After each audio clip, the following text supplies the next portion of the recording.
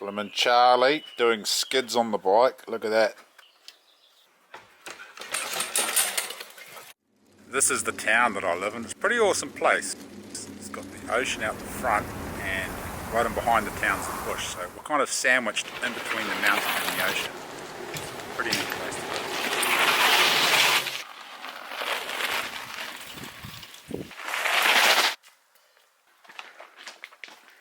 We were just about to jump inside and start running and see how fast it would go. Who are you, Dad?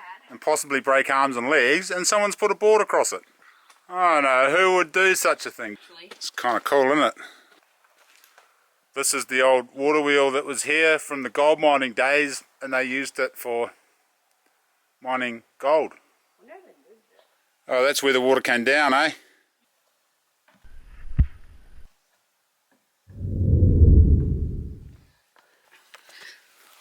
What do you reckon that is, bro? I know what the name is, but I've heard it. What about an axle pick? Should we call it an axle pick? No. You sure? Looks like an axle pick. Because you hang this bit on minecarts. You put this bit on the back of minecarts and it stops it. Oh, it's a brake. They use them at the Denniston mines. I went into the Denniston mine. Oh, there you go. They used them at... Oh, I thought it was an axle pick. Sounds like a suitable name for it, but Jack said it's some kind of brake to brake the carts. The devil pick? Devil's pick? No, Dad. The devil's axle pick? No, I've heard it before, just I can't... The devil's handbrake? They loop this bit into the minecart, and that bit stops it. Oh, like that. So it is a brake of sorts. Yeah. So it's an axle pick brake. No. So here we are, we're just out the back of the small town where I live, and this is the lake behind us there. Now that lake is twice as deep as it is wide. Pretty amazing. It's the old open cast gold mine that used to be here, and now they've filled it up with water. There's trout in there, not many, and they're pretty skinny. A couple of eels, and there's ducks over that far corner too. I can't shoot those because there's someone's pet ducks that they've let go at the lake. In fact, a few of our pet ducks are also in with that mob, so we could probably harvest a few. There's an idea. Maybe we'll do a catch and cook. I might upset a few of the local old ladies if I do that. But they probably don't watch my channel, so it's probably fine. I'm going to do a catch and cook duck, lake duck.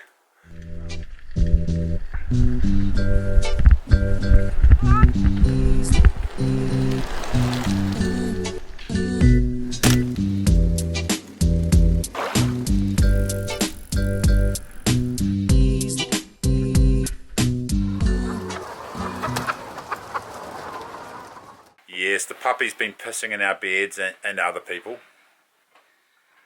And we have to change the duvet cover constantly in this house. And it's a bit of a mission. We've discovered an easy way to change the duvet. Get down. Good girl. Good down. Give us an intro. You gotta do the introduction because I'm not good at this kind of thing. No, I can't. What are you doing? Just talk to me. What are you doing? What to say? Okay, we're gonna put the duvet cover on, doing this cool rolly duvet putting on method that I saw on YouTube. Alright. So what do? You put it Okay, so inside out on the bottom. Yeah. inside out, Inside out on the bottom. underneath, and then Yeah. you put your, and then what do you do? Then help me put that corner on over there. Oh, over there. So that, and then the duvet goes on top. Now, you gotta do it with me. Maybe you can put it there because it looks way better if you Well, I mean, I've got to do it with you. Is this a two-man job? It's a one-man job, but it looks smoother if you do it with two, so it'll look better on the camera. Oh, what? No, you got to show us. Oi, get off the bed. Good dog. I've got to come backwards more to get the whole thing and squash myself into the corner. So reach in, get the corner. Corner. Hold it through. There we go. Right. Do the same on the other side. Is that really where you have to stand right there? Yeah, you look fantastic, honey. And then you just roll it like this. Get the corner out, then, ta-da! It's so simple. No, that's not your bed. Get off. Oi, get off. Good dog. Well, get downstairs. Go on. Get out of here, mongrel. We've got a real big bed. It's king size, yes, because King, It's a California king. King Josh and the Queen, of course. Did you just change that while I was talking? Yeah. So fast. Could you do it again?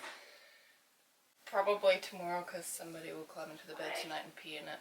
Yes, the puppy's been pissing in our beds and other people. It's Climbing not. I into don't. bed It's in the not middle me. of the I night don't and pee in the bed. She's not talking about me. I used to. I used to go out and get really drunk, and then I'd come home and I'd pee in the bed. I wouldn't even be asleep. I'd just walk in and randomly start peeing everywhere. I guess I'm subconsciously marking my territory. I do not know. That's why one of the many reasons I don't get drunk anymore, because I turn into an animal. Enough about me and my peeing everywhere. No, I've never done that. You have so. That was just You that, peed all over me. That was one time. We're spooning. We were spooning, and it got very wet and warm very quickly. Is that embarrassing for you? Not anymore. Oh. That's the story of love. That you forgave me for peeing on you. Attachment pair.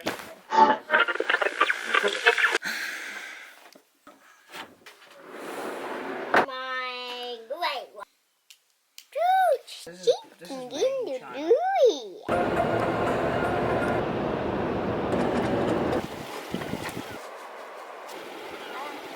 Hey dog, you look ridiculous.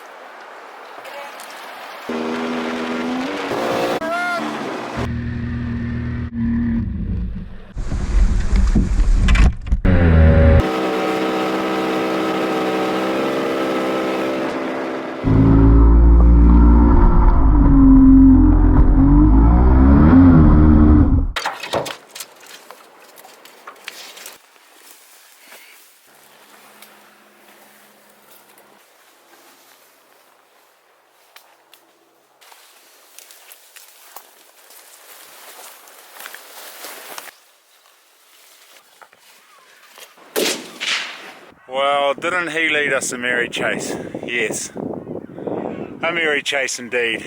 It's getting dark. A bit of deal to old mate here before it does get dark. And we get stuck up here in the dark. That's right, I got my lead lenser, the real grunty one.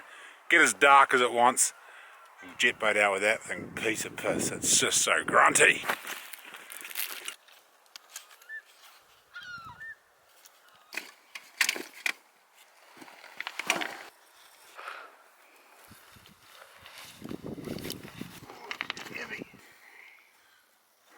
Off down the river. It's just getting dark now. It's actually quite a bit darker than it looks in the camera. I always say that though, don't I?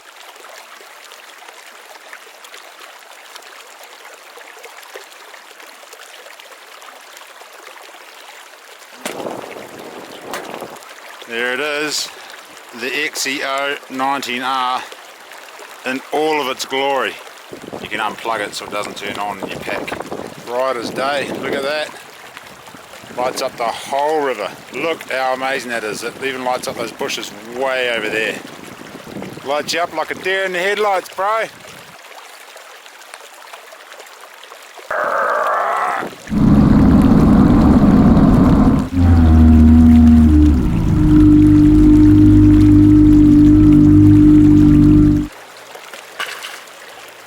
Shot. Goes in. No storm on fields and no skis. Mad at me cause I can finally afford to provide my family with most of these.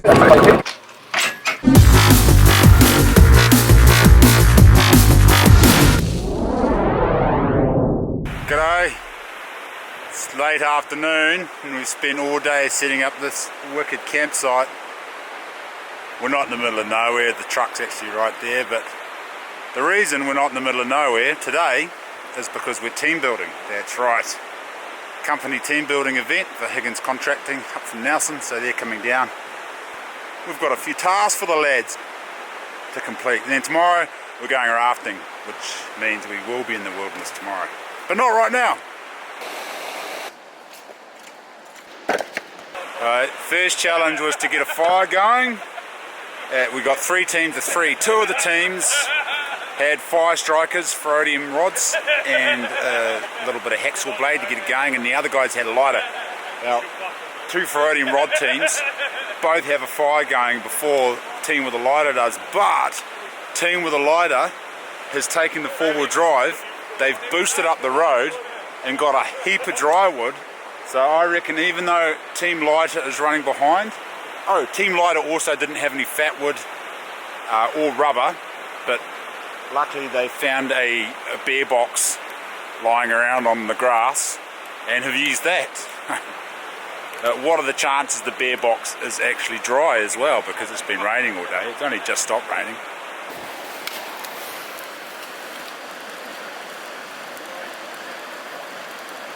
It's been 15 minutes and looks like our middle fire is definitely a step ahead of the rest. I'm surprised that Team Lighter didn't get theirs going faster than the other guys, considering they did have... What? Oh, Lance reckons they're going to charge ahead of the competition in about 10 minutes because they've got more wood piled up. Looks like Fred's South African bushman experience is shining through. Team Lighter is runner-up.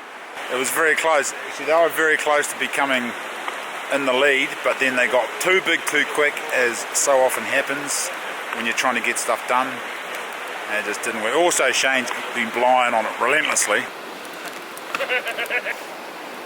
Next task is to make South Saucing chocolate pudding. They've got ingredients that Kristen put in there. I didn't think she did, and I was giving her shit, and then I found them. And they're going to bake it in a camp oven, a cast iron camp oven. It's a bit of an art form. It's not easy to do. Corey's in charge. Corey the Hoary baking a nice chocolate cake, and I was just saying it's really, really good. It's a beautiful chocolate cake with chocolate sauce all around it, and then Ben yelled out, "If you get it right!" So we've got to get it right. We've got to nail this one because I'm off that bloody keto diet for 3 days, and I'm having South Saucing chocolate pudding tonight. By crikey.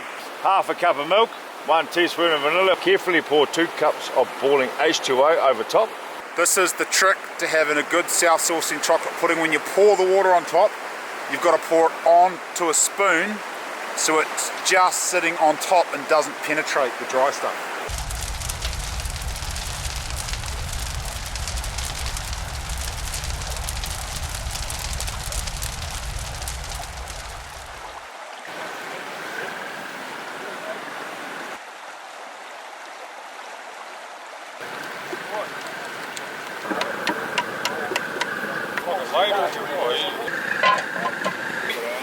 On there, man. Yeah, ready with that?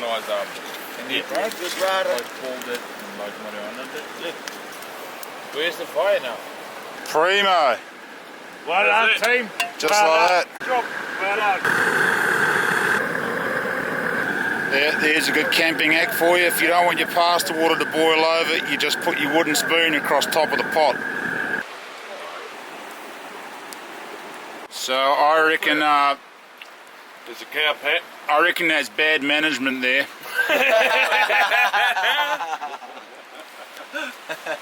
Fair call. I was the one who measured the hot water, and they were talking to me when I was putting the water in, so I lost count.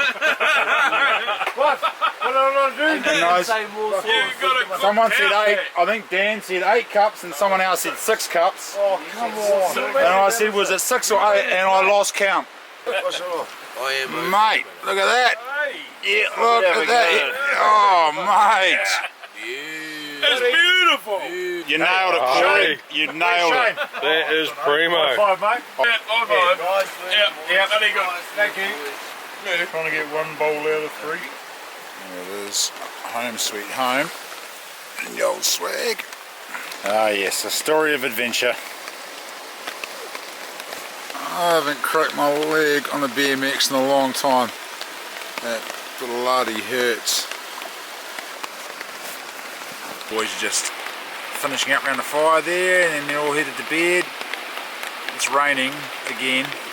Hopefully it's not raining tomorrow. It's meant to be a cracker day in the morning. I'm just camped up right next to the river here. Primo little campsite. And going to go to bed now. Good night.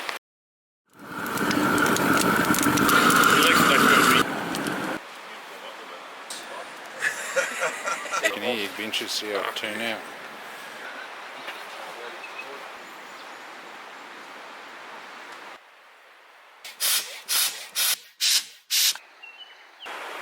So here we are, out in the lovely nature. I'll tell you what, there was no dawn chorus this morning. Not much anyway. This area's had a bit of a hiding with 1080. There's a few birds around, but it'll be interesting to see what the bird life's like down the river today, because it's been hit with 1080 twice in the last 15 years. So we'll see. When I rafted this 20 years ago, there was birds everywhere. You'd see heaps of kereroo everywhere, tui, bowerbirds just everywhere. It was loaded with birds, and then they 1080'd it, and then about a year after they 1080'd it, it just 1080 didn't kill the birds. It was the rat plagues.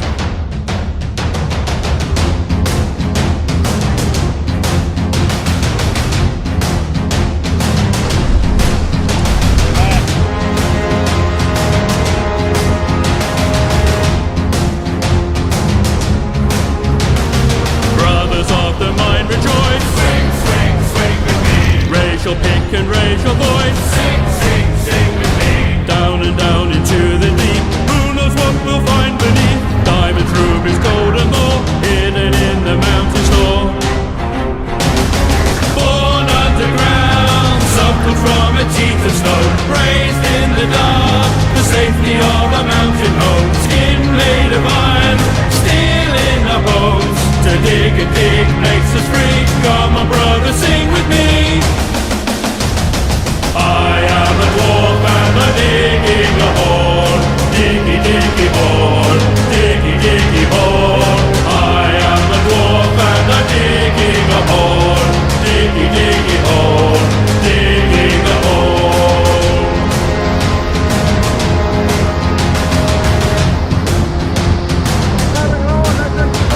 The sunlight will not breathe too slow. Never seen the blue and glow. Fill a glass and down some meat. Stop your bellies at the feast. Stumble home and fall asleep, dreaming in our mountain deep. Born underground, grown inside a rocky womb. The earth is our cradle, the mountain shall become our tomb. Face us on the battlefield, you will meet your doom. We do not fear what lies beneath, we can never dig too deep. I am a dwarf and I'm digging a hole. Diggy, diggy hole. Digging a hole.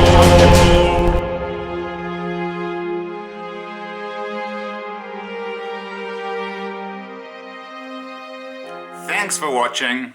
Tomorrow I'm headed to the East Coast, to Wanaka. If you're watching this Tuesday night, I'll be in Wanaka somewhere. My brother's there at the moment, so we might go out and have a nice cup of tea, maybe a beer, and shoot some pool. I'm not too sure where in Wanaka we'll be, but if you're watching this, I'll post. Actually, I'll post underneath, or do another post, letting you know if we're going to be out and about. I might be too knackered because I've got to drive all the way down there. I've still got a fair bit of work to do today, de-rigging the raft trip, and then I've got to finish this video off, smack it up, and also got that sheep to butcher. It's been 4 days now, I think, so I've got to cut that sheep up, put them in the freezer. Might take some chops down south. I love chops. I do love greasy mutton. And yes, over to the East Coast to Wanaka, and then going tar hunting. So next week, if I can get the video finished, which I'm pretty sure I'll be able to, tar hunting. Hopefully tar shooting. Yes, fingers crossed. Maybe a bit of deer as well. Oh, I better call the landowner and see if we can get access to his property so we don't have to drive up the riverbed all the way up. We might have to drive all the way up the riverbed. Alright, this is actually the end of the video, but I'm going to put this on the very front. This goes for 15 minutes, so if you don't want to hear all about my knives, and there's only 2 axes, 1, 2, 3, 4, 5, 2 axes and 7 knives. If you don't want to hear about my 2 axes and 7 knives that I currently can find, I don't know where the others are. The kids have lost them out in the yard, and I've given heaps away, and goodness knows where the other ones are. Click off now because it goes for 15 minutes and 20 seconds now. Alright, hooroo and hi. Marvellous selection of knives here. Oh, someone asked to see my weapons, or tools I like to call them. They're not really weapons because I don't use them for fighting yet. I've got a marvellous selection of tools right here. Knives and a couple of axes. There we go. Alright, first and foremost, I guess I'll move on to my all-time favourite, the Svort von Temsky. This is a Bowie knife. I don't know if it's an exact replica, but it'll be pretty damn close. it's a replica of the fighting knives that the bushrangers used to use. As a survival tool, it's not the best design because of this hilt. This hilt's put there to stop other knives cutting your hand and fingers off, but it just works itself loose after all the hammering and bashing and all the rest of it. So ideally, if I was going to design a knife, the blade shape's really good, the weight's really good for an all-round weapon or an all-round tool in the bush, but I'd make a solid brass hilt here. I'd take this hilt off because it does get rattly after time, and I'm probably never going to be using this for fighting, so I don't really need that hilt on there. Alright, there we go, this Ford Von Tempsky. Love it. It's big, it's heavy, it's very thick. This puppy's banging on that cat door trying to get in. It's just got a real nice feel to it in the hand. The handle's really simple. It's made of hardwood. I think it's jarrah or maybe iron bark. And you can look on this Ford website for more information about that. Alright, let's put that down there. Hatchet. Do you want to let the dog in, Jack, so it stops banging on that cat door? Hey, oi! Cut it out! I don't know what he's going to do when he gets too big for the cat door. He's going to try to just force himself inside, I think. Oh, this is another great tool. This is just a stainless steel cup that I got from the warehouse for $10. It's awesome. I use it all the time. You can put it on the fire when you're camping to boil water in. You can put it on a little gas cooker if you don't have your jet boil. It's really good. It's awesome. I love the stainless steel cup. Pretty lightweight for stainless steel. Alright, where was I? Hatchet, yes. Hatchet Co. NZ sent me this Halter Falls axe. Now this is my favourite axe. This axe is an all-time weapon. It's got a slightly longer handle than a tomahawk or your normal hatchet, which is about this long, so it's slightly extended. It takes a little while to get the hang of the length because it's not as long as a normal axe and not as short as a tomahawk. So muscle memory, well, my muscle memory isn't set up for using an axe of this length, therefore it makes it a little bit dangerous. And when we take it on expedition trips with our clients, on our rod and rifle rafting trips or my hunting guiding trips, I have to be very careful to let people know that it's very dangerous and it's got a slightly different size handle on it, so to be very careful when you're using it. I'm going to do a how to chop wood video because I'm really surprised at the amount of people out there that can't use an axe properly. And they don't know all the little tips and tricks you need to use an axe, and they're using it quite dangerously. Of course, in this modern day and age, you can just buy them in the supermarket, which is not great. Alright, so that's my Halter Falls axe, made in Sweden. It's a hand-forged head. It's got a lot of character. I'll hold that up close so you can see it. Just get the camera to focus on it. There we go. You can see the character. It's rusting a little bit on the surface because I had it in the jet boat on our last mission and I forgot to take it out and oil it. It also comes with a pretty neat little leather cap for it. There we go, right there. I've actually got one of my fans, I think one of my patrons, one of you guys, is making me an axe, a Canadian fella. He's hand forging it, which is pretty awesome. Which brings me to my next axe. Now, one of my patrons made these, or the guy Matt, his friend made it. Pretty sure his name was Matt. I can't quite remember, so I apologise if you got your name wrong. But this is pretty awesome. They're made in New Zealand. They're hand forged. He never sent me the forger's details, so if you're watching this, could you just let me know where and who made this axe, because it's really well made. It's hand forged, and the fella who sent it to me actually makes the handles, and he's put a lot of time and effort into this handle. I'm pretty sure it's a hickory handle. Hickory seems to be the choice of wood for handles. If you want to use a New Zealand wood, tani kaha or celery pine is probably the Totoki. Totoki is probably the best wood for an axe handle. Sorry, not celery pine. Tani kaha works good for spears, and it does work good for axe handles, but Titoki, I think it's called, is the best wood for an axe handle. It doesn't grow down south as far as I know. I haven't seen any Titoki plants down here. I'm sure they're here, but I think it's more native to the North Island. So this is a really awesome axe here. I'll hold that up close so you can see it. It's got a fairly narrow head on there. It's got really good weight to it. It's a really good axe for chopping down trees. Not so good for splitting because it's got a really low profile on top.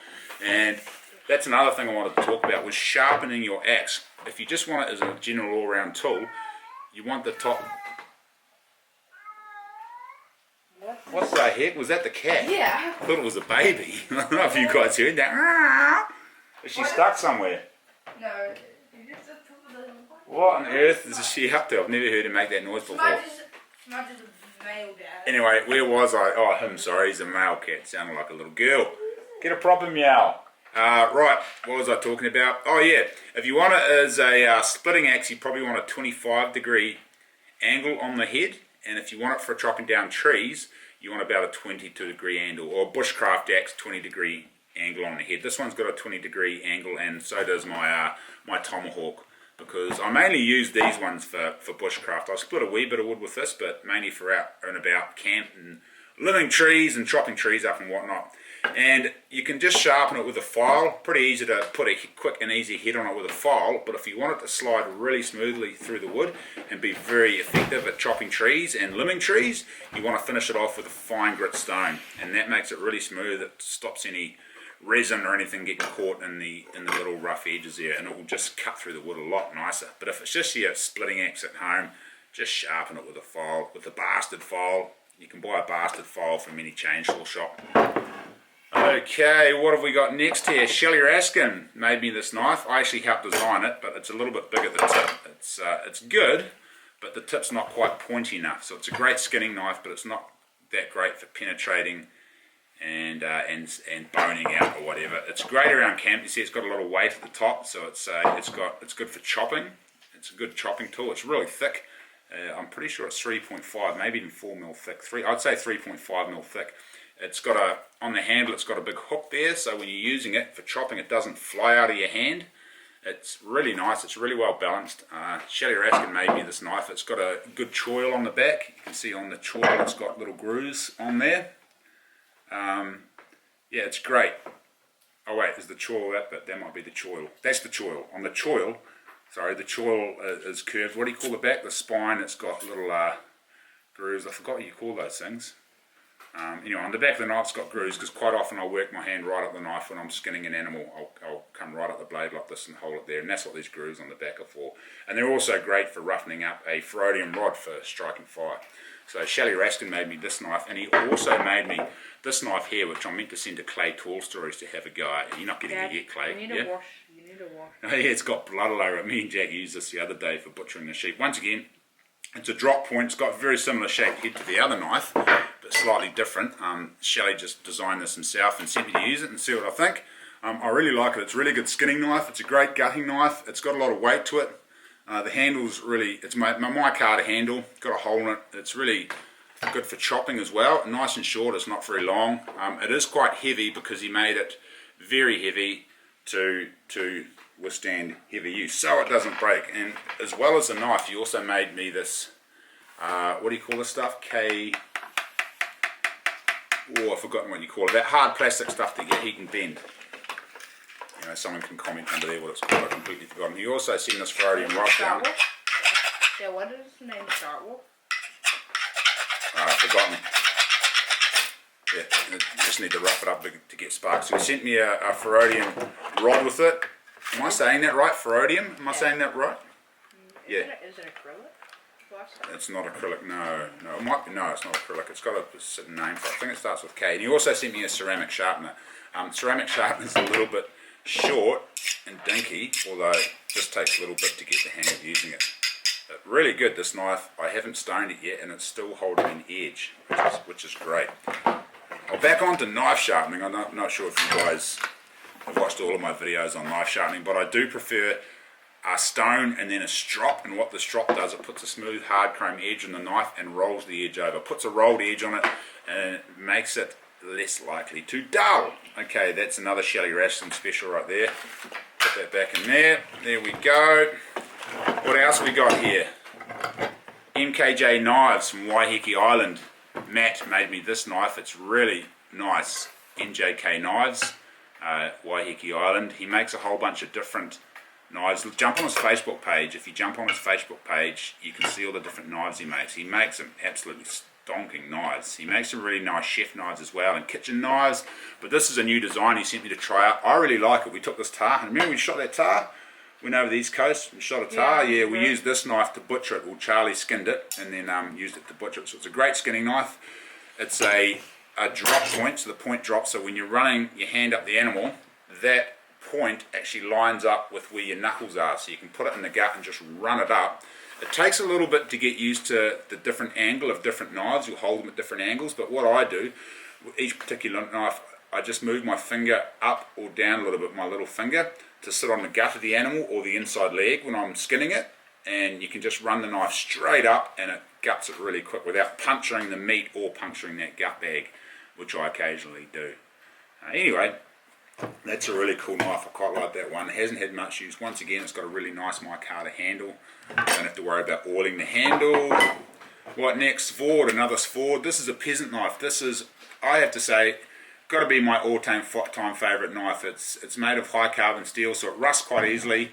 It's hard to put an edge on, but once the edge is on there, it holds really well. So this is a great knife. The thing I like about it is you can open and close it using one hand. So I also use it for a river knife. You can just flick it open.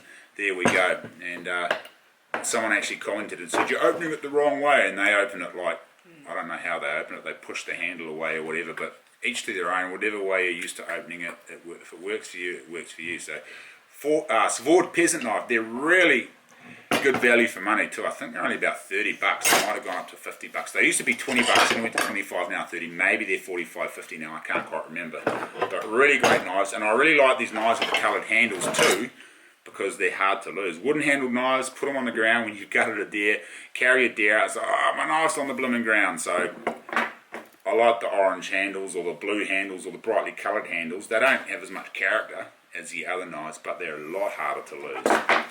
This little beauty, this one here, which Jack, this is your favourite knife at the moment, eh? Yeah, Jack's using this. This I got from Bulgaria. A fellow in Bulgaria made it for me when I was over there shooting for the Discovery Channel for Kings of the Wild.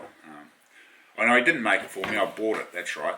I got given one as a gift, and then I bought a bunch more for the kids. It's stainless. It's not a great knife. I don't think it's really well made.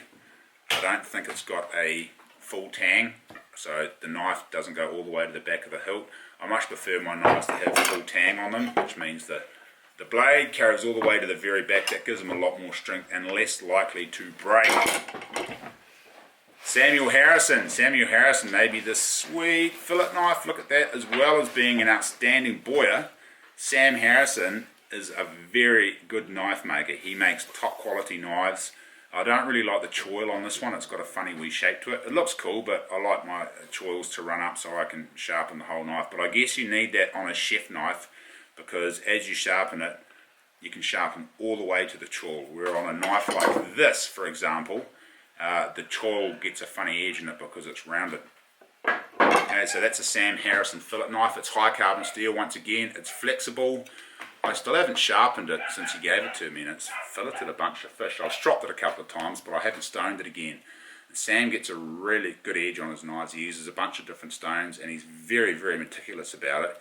I'm actually going to go show you Sam's knives and get him to show you how he sharpens his knife, because he is a pro at sharpening knives. I think that's it. Those are the knives I have. I can't find the other ones.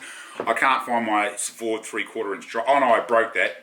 We broke that on a hunting trip down south. That's right. I was chopping wood. Finn was chopping wood, and he got a crooked bit of wood, and he was hammering the top of the blade with another bit of wood, and the wood twisted and it went down a piece of rata and it snapped off. So that's stuck in a log down the Maoraki River. So if you're hunting in the Maoraki River and you see a real cool big hollow log on the riverbed, have a look on the top of it. The tip of the knife is hammered into the top of that log. You might find that one day down the Maoraki River. It used to be real good deer hunting. Not anymore because of bloody 1080.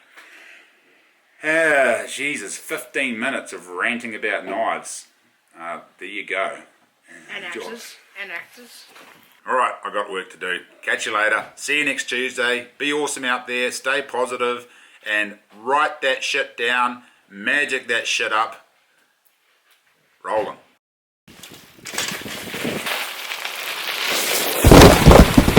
Josh's peanut here. Don't put that on. Put what on? I'll hurt you if you do. What? Hurt you in your sleep. Yeah, you need a haircut. I need a haircut. It's massive. Didn't even notice my buff head. This has blood on it from Charlie having a bleeding nose, not It's anything else. no, it's when I slayed. It looks smoother if you do it with two, so it would look better on the camera.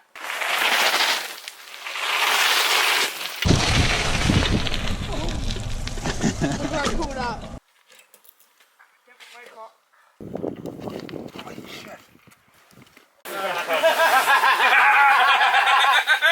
I love you. Is that fire still not going? No, I pulled the whole yeah. It's just like being at scout mate. camp. So well, we got Dr. Wecker on board here. Under control. South African bushman.